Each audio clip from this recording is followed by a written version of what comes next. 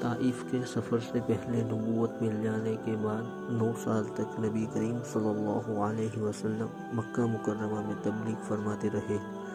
اور قوم کی ہدایت اور اصلاح کی کوشش فرماتے رہے، لیکن تھوڑی سی جماعت کے سوا جو مسلمان ہو گئی تھی اور تھوڑے ایسے لوگوں کے علاوہ جو باوجود مسلمان نہ ہونے کے آپ صلی اللہ علیہ وسلم کی مدد کرتے تھے، اکثر کفار مکہ آپ کو اور آپ کے صحابہ رضی اللہ عنہ کو ہر طرح کی تکلیفیں پہنچاتے تھے، مذاق اڑاتے تھے اور جو ہو سکتا تھا اس سے درگزر نہ کرتے تھے۔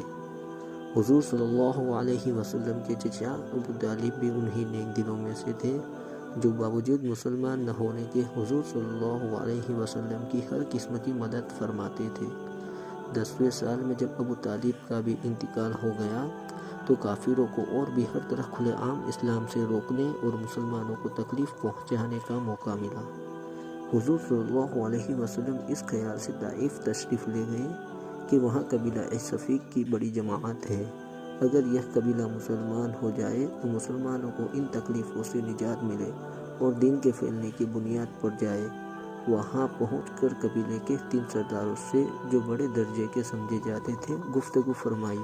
اور اللہ کے دین کی طرف بلایا اور اللہ کے رسول یعنی اپنی مدد کی طرف متوجہ کیا، مگر ان لوگوں نے بجائے اس کے کہ دین کی بات کو قبول کرتے یا کم سے کم عرب کی مشہور مہمان نوازی کے لحاظ سے ایک نئے آئے مسلمان مہمان کی خاطر مدارات کرنے سے صاف جواب دے دیا اور نہایت بے رخی اور بد اخلاقی سے پیش آئے۔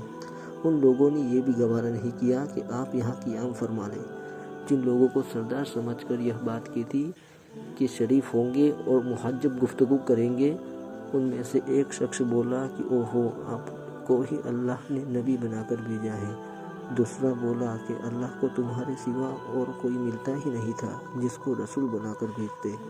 تیسرے نے کہا میں تم سے بات کرنا نہیں چاہتا اس لیے کہ اگر تو واقعی نبی ہے جیسا کہ دعویٰ ہے تو تیری بات سے انکار کر دینا مصیبت سے خالی نہیں، اور جھوٹ ہے تو میں ایسے شخص سے بات نہیں کرنا چاہتا۔ اس کے بعد ان لوگوں سے نا امید ہو کر حضور صلی اللہ علیہ وسلم نے اور لوگوں سے بات کرنے کا ارادہ فرمایا کہ آپ تو ہمت اور استقلال کے پہاڑ تھے، مگر کسی نے بھی قبول نہ کیا، بلکہ بجائے قبول کرنے کے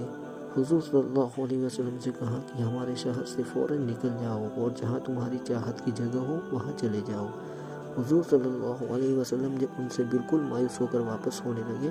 تو ان لوگوں نے شہر کے لڑکوں کو پیچھے لگا دیا کہ آپ کا مذاق اڑائے، تالیاں پیٹے، پتھر مارے، حتیٰ کہ آپ کے دونوں جوتے خون کے جاری ہونے سے رنگین ہو گئے۔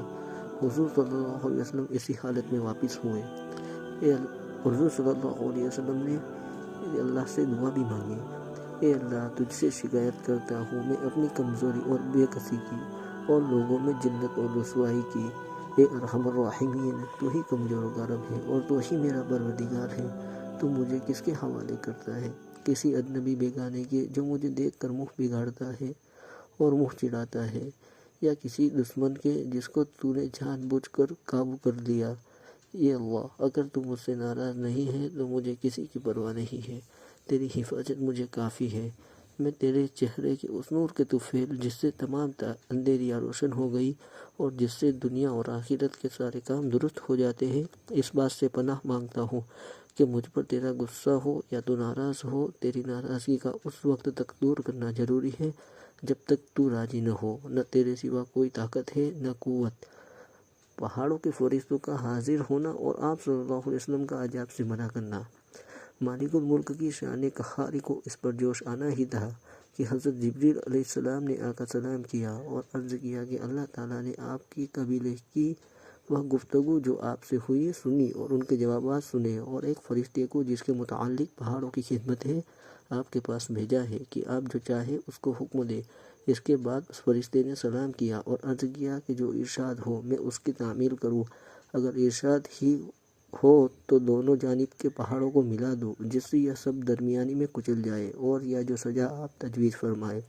حضور صلی اللہ علیہ وسلم کی رحیم و کریم ذات نے جواب دیا